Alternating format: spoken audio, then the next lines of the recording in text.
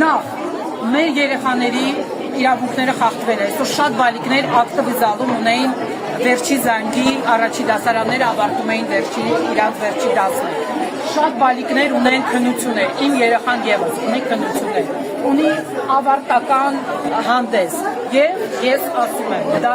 երեխաների իրավունքների խախտում է եւ այդ ծնողները եկել են ստորագրել դրա մասին, որ մենք դեմ ենք, մենք ուզում ենք հրապարակորեն բոլորիս մոտ մեծ բացատրություն տան, ով որ դա որոշել է նախարարությունը, թե ինչի են որոշել մեր տնօրենին հեռացնել պաշտոնից եւ մանգալ ուրիշ։ Ես ինքս միշտ եղել եմ շատ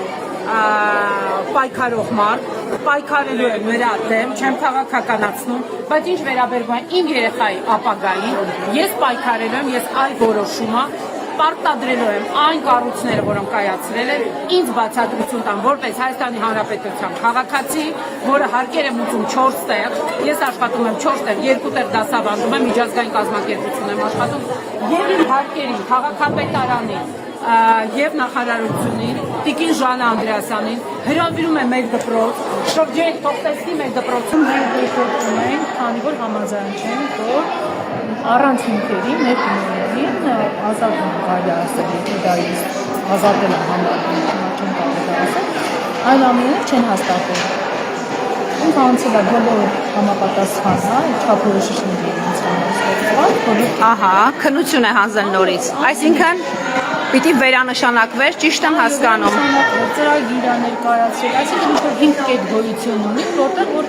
համապատասխան ինքը իր բոլոր քույրերով անցել է եւ այն չեմ հաստատել։ Դասերը ընդհատվել է, դեռ կանդրադառնանք իհարկե դրան, բայց կարող եմ ասել, որ երկուշաբթի օրվանից պարտականությունները կատարողը պարտավորվել է պատշաճ դասապրոցես կազմակերպել, այսօրվա բաց թողած ժամերը լրացնել։ Բայց ինչից է առաջացել այդ իրավիճակը, ասում են տնօրենին եք ուզում ազատեք աշխատանքից, որը փայլուն ամսի 3-ին հանձնել է քննությունը։ Տեսեք հարգելիս, տնօրեն նշանակված չկա դպրոցում, կա պարտականությունները կատարող, պարտականությունները կատարող դպրոցի տնօրենի տեղակալ ուսումնական գծով տեղակալներից մեկն է եւ ընթանում է մրցութային գործընթաց։ Հիմա այո երեք եղել եմ։ Չէ, թեկնածու չի եղել, մեկ հավակնորդ է եղել հերթական անգամ մրցույթի հերթական փուլում, նախկին տնօրենը, ով 3 հարցազրույցի փուլում հաղթող չի ճանաչվել։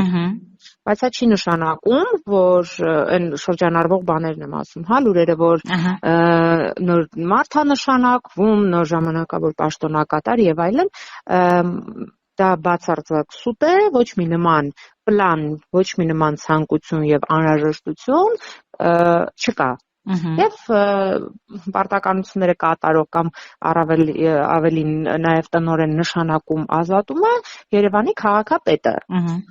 Ու ես կոռեկտության կոչ եմ անում նաև առավոտվանից ծնողներին, ուսուցիչներին եւ այլն այդ շրջանառվող լուրերը ուղղակի անտեսել եւ որոշում կայացնողից առաջ չընկնել ու նման ենթադրություններ չանել։ Նորից եմ ասում, առ այս պահը նման անհրաժեշտություն, առիթ, ցանկություն,